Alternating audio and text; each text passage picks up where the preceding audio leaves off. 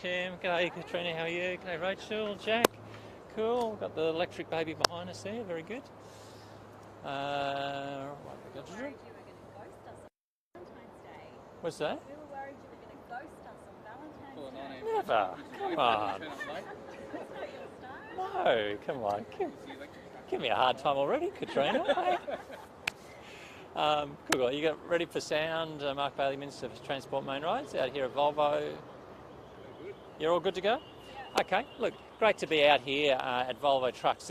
This is one of the most significant vehicle manufacturers in the country.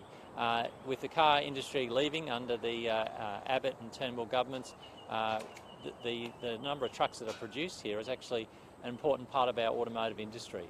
And I'm really pleased for the state Palaszczuk government to be partnering with Volvo Trucks for this trial of the latest technology, and that is electric trucks, and they're going to be trialling a semi-trailer as well as a mid-bodied truck as well. And what we see, of course, in this big vast country that we are a relatively small population by world standards with a vast distance. So our truckies and our freight do a bigger job probably per capita than anywhere in the world. So with that kind of task ahead of us, the transition to new technology and low and zero emission technology is really important in the heavy vehicle industry. Volvo have got a worldwide reputation in terms of road safety, and it's great to see them being a trailblazer here in terms of the Queensland and Australia market around trialling electric trucks to get a sense of how they work in the Australian context. Of course, you need a lot greater battery and storage size, but of course heavy vehicles have a greater capacity to carry extra weight. So Volvo are at the cutting edge here of the latest technology and how it goes on Australian and Queensland roads. So I want to congratulate them for being part of that. From an Australian point of view, of course, we want to see the latest technology on our roads. These aren't just electric trucks, they've got a whole lot of driver assist and safety features that make them one of the safest vehicles on our roads, and I want to commend them for having all those features. So this is the latest gear in heavy vehicles, and it's going to be here on Queensland roads, and we support that 100% from the Palaszczuk government. And of course what we'll see over time is not just safer trucks, but less emissions being produced by the heavy vehicle industry, which in terms of acting on climate change, we've got to do our fair share here. We're a developed country, we're a sophisticated country, we have a responsibility to ensure that we're using zero and low emission technology so that we're producing as few emission as we can. We are actually one of the most vulnerable states in this country to extreme weather events driven by climate change. We've seen those extreme weather events. In fact, we've got some happening right now. There's some fires out near Miles, which are a real concern this morning. So we've got to be contributing to the solution as a developed and sophisticated economy, and what we're doing here today is an example of exactly that. So congratulations to Volvo, and I'll be very excited to have a look at the truck in a moment and see what it's like. But if it's anything like electric vehicles, it'll be a feeling of being in a new world and a new era, and that's what we want on Queensland roads.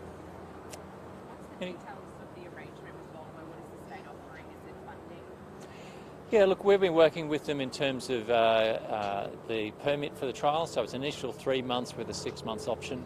I expect that Volvo will probably take that up. They'll want to get a fair bit of data on how these trucks operate in real world conditions. Of course, this is the hottest time of the year, so it's a good time to start because Australian conditions are unique, and I'm sure Volvo will be keen to get as much data as they can in terms of how they perform and assess that. And look, we'll be supportive of them expanding this trial any time in the future. We've been very happy to partner with them.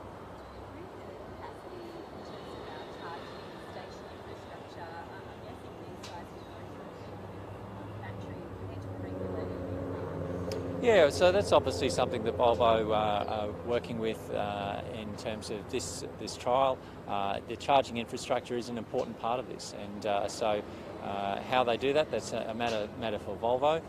From the state government point of view, we've put in the electric vehicle superhighway for ordinary EVs, and that's needed at the moment. We had 500 battery electric vehicles about 5 years ago. We've got now more than 13,500 and growing every day.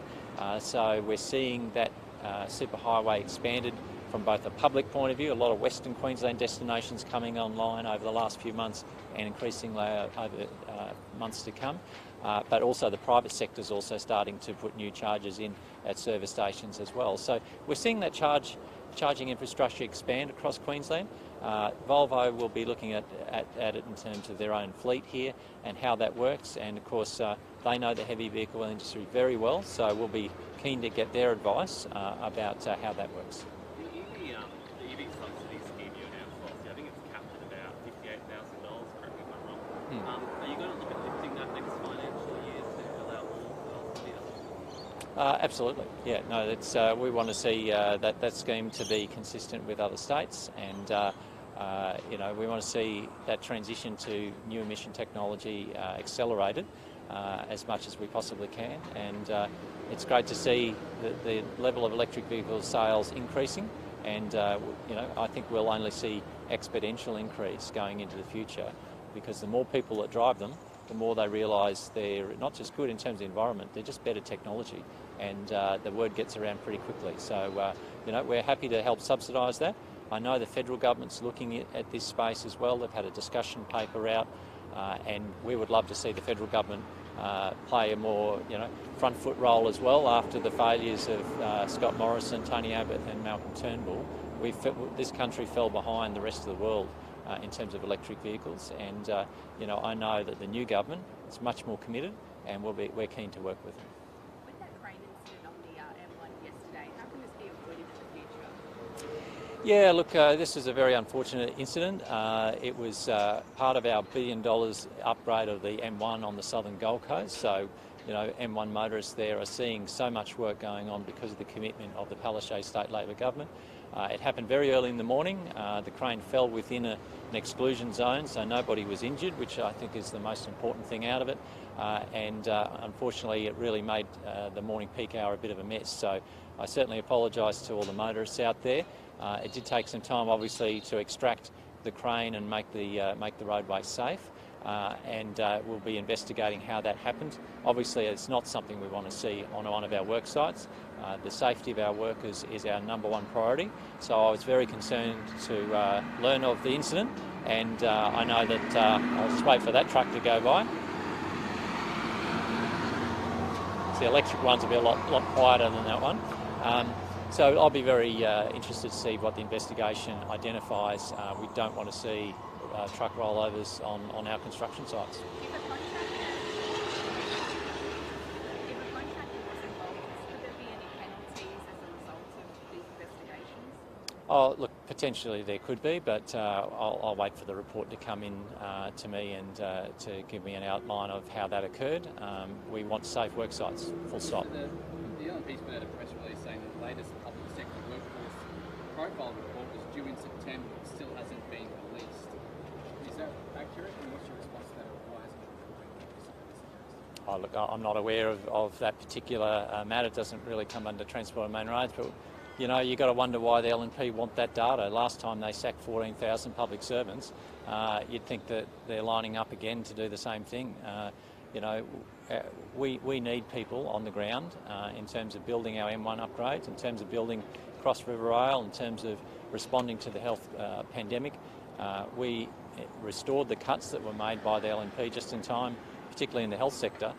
We needed every doctor and every nurse that we had on deck to deal with the global pandemic, and thank God we restored them, because those sackings of public servants, after they promised they wouldn't, very clear. Campbell Newman went on film before he was elected and said everyone would be safe, there wouldn't be any cuts, and of course as soon as they got in power it was cut, sack and sell. So you wonder, the LNP, they don't change very much, and you've got to wonder why they're so obsessed about this data. The most recent data only goes up to March last year. Shouldn't Queenslanders deserve to know more recent figures as to how many police there are, how many nurses there are, how many teachers there are, especially during a workforce shortage?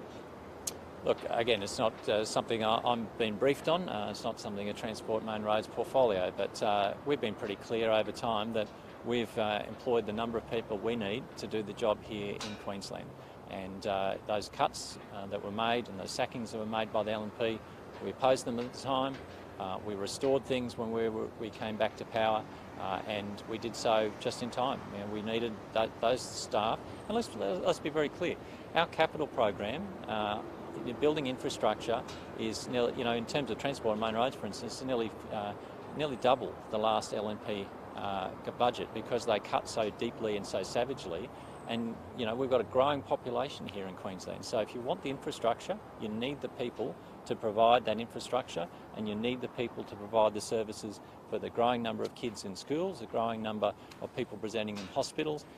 People are coming across the border in large numbers from Sydney and Melbourne. Sydney and Melbourne are depopulating because Queensland, the confidence is here in our state, because we handled the pandemic so well, and because we've got a guaranteed decade of infrastructure, construction due to the Olympic and Paralympic Games. We need people to be able to deliver the services and the infrastructure Queenslanders deserve. But all those points you just made, aren't they in fact just an argument for why the data should be released? Well, look, I'm sure the data will be released. I'm just not briefed on it specifically when that will be. I'm happy to find that out for you and share it with you. Have you seen the draft legislation yet on the youth crime laws that will be introduced to Parliament? Sorry. Have you seen draft legislation yet on the youth crime laws that have been introduced to Parliament? Jack, you appreciate I'm a member of the Cabinet. I'm not at liberty to discuss Cabinet matters under my charge, so and no minister is. So we've released very clearly, the Premier released at Christmas, around the Christmas time, a very clear 10-point plan. We're very committed to it, and I expect that will be brought forward at the first opportunity. Are those laws going to be introduced and debated and pushed through all at the same time? Well, that's a matter for the Premier and the Leader of the House, but they've indicated that it is a high priority for the government. They are a range of measures that are evidence-based, and we need to act on this, and we will at the first opportunity. There's been outcries though about a lack of consultation. If you push it through all in 1 week, do you think that gives adequate consultation on these reforms, which are highly contentious? Oh, look, I'm sure there will be consultation on this, but let's be very clear. They're evidence-based matters, and they've been well considered, and people want to see action, and that's what they'll get. Stephen Miles made some comments about the judiciary last Friday. I think you're at the press conference. Do you support those comments that he made? Look, everybody's entitled to their view on this. I don't have anything in particular to add to it. The Bar Association says that they were inappropriate. Do you think they were inappropriate? Look, everyone's entitled to their point of view, whether it's government ministers, Bar Association, free speech and democracy. That's a part of our culture and our society. The Law Society says it erodes public confidence in the judiciary. Aren't these sorts of comments alarming and unacceptable for members of Parliament? Oh, look, I think everyone in public life is accountable. It doesn't matter who you are. Do you think those comments are appropriate? Look, I'm not going to buy into what's basically a bit of a News Corp story. They're kicking along day by day. This was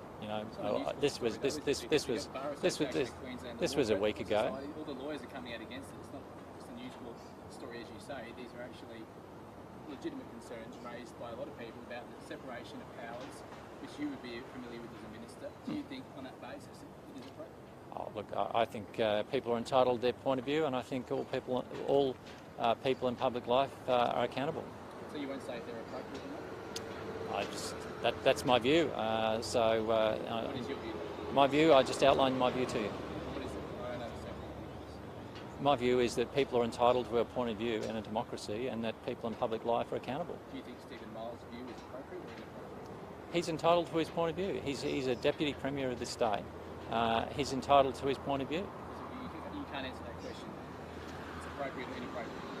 Well, he's entitled to his point of view. I understand that's what you're saying, but you can't answer the question. I can understand his level of frustration, put it that way. Constantly, the Labor Party attacks the LNP in Parliament for starting a war with the judges and for commenting on matters before the courts. Why is this any different? Why are these comments being made when the Labor Party makes such a point of pointing out to the opposition why they shouldn't be commented on? Well, look, obviously there's a situation that is of concern to people, and a number of different people have different perspectives on how that should be dealt with. I think we're a big enough community and society to tolerate and value the fact that different people have different perspectives. I don't think people should be getting into a lather about that. I think that's a function of being a plural society where we engage and value the different perspectives that different figures have, and they're entitled to do that. I think that's an important part of who we are, to have that kind of discourse. Are there two different sets of rules, one for the Labor Party and one for the opposition? No, not at all. But let's be very clear. The Labor Party has always supported very strongly a strong judiciary and a separation of powers. We always have, and we always will.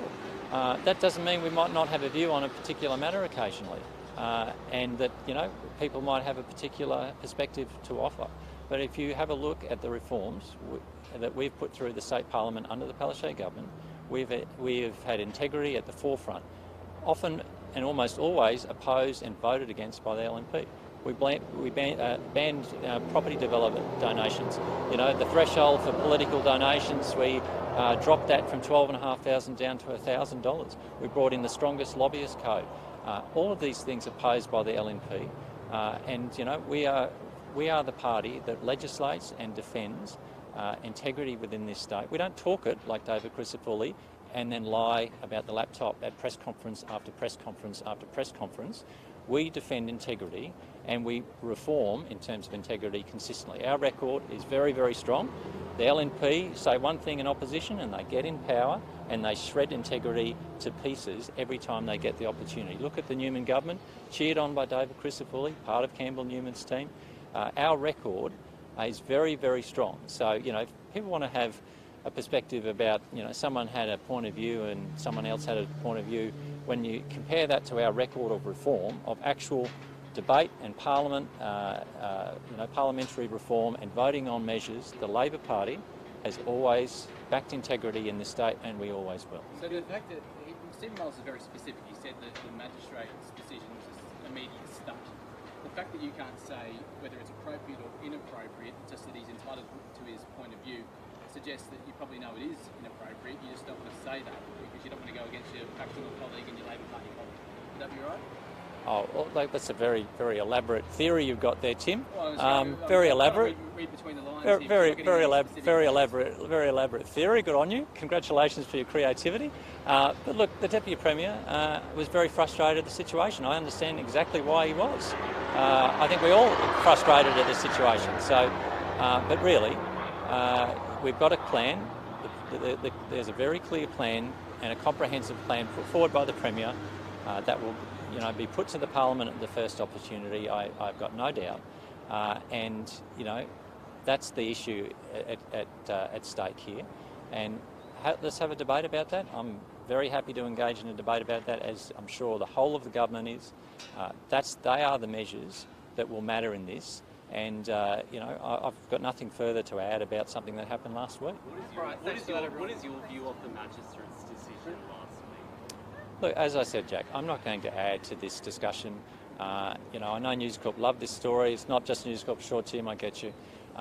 But you know, this is a matter that happened last week. I don't think I've got anything productive to add to it. People are entitled to their point of view. My poor regional journalists are going to kill me if I don't ask you a couple. Sure, Katrina. Rideshare driver network is calling for better protection of drivers after an Uber driver was moved on Fraser Coast. How can the department improve the safety of these drivers? Yeah, obviously the murder of an Uber driver in Fraser Coast is a terrible, horrific thing to happen. I can understand why drivers would be concerned about their safety. We are happy to work with Uber about the situation. I haven't received a report yet. Obviously, police are, you know, the lead agency there. They will have the details about this. They did apprehend some people to charge fairly quickly, I understand. And I don't want to, you know, comment further on a matter that will be before the courts. But we will always work with Uber, taxi industry, about safety for drivers. It's a terrible thing to happen. We don't want to see that happen to anyone else. Also, the state government's moved to ban parking companies from chasing fake fines. What is changing from next week and why? Yeah, so look, what we've seen is some predatory companies issuing what look like fines, actually not fines, to people for overstaying in car parks. And the way it's been done has been, you know, to be quite frank, it's been a real rip-off, and it's been something that's trying to exploit people rather than managing car parks. So we'll be requiring a pause from Monday in terms of the information that they've been accessing under a loophole. It is currently an offence for Transport and Main Roads not to give over the details of somebody's personal details in terms of their registration if it's a matter of litigation. So you can understand if there's a car crash and what have you, there's lawyers involved, insurance, that's a normal course of events. What this company or companies have been doing is accessing it under that provision, but they've had no intentions of taking people to court for $88 when, of course, the court costs would be a lot more than that. So it's been a case of not operating in good faith and using a loophole. So what we'll be doing is preventing that from occurring from next Monday, and we will be seeking to reform the regulations so that you require a court order to get access to that information. A few other states have already closed that loophole. I was only made aware that that loophole existed a couple of weeks ago. We've had Crown law advice to make sure we're very clear about how to do it effectively, and we will be shutting that down from Monday of next week. We will consult with the industry subsequent to that, but I don't want to see people ripped off. And the cases that we've been getting have been people going to a restaurant, having dinner for an hour and a quarter, they come out, they've been issued this $88 so-called fine, when in fact it's they've actually used a business in that car park legitimately. So there's a big difference between private car park operators dealing with someone, say, staying for 8 hours and dealing with that situation, and someone overstaying by 5 or 10 minutes. It's really totally inappropriate, and there's other ways for them to enforce those measures. There's boom gates, there's ticket technology, there's automatic nameplate recognition that's used in various places around the city already. They should be doing it that way if they want to do it legitimately, instead of sort of trying to extort money out of people. Is the second Miles Cameron controversy the reason that the Premier isn't out celebrating her 8-year anniversary of swearing in Palaszczuk? I'll take that as a hypothetical there, Tim. All right. Thanks, everyone. Okay, cool. Thanks, everyone. Cheers. Thank you. Have a look at that.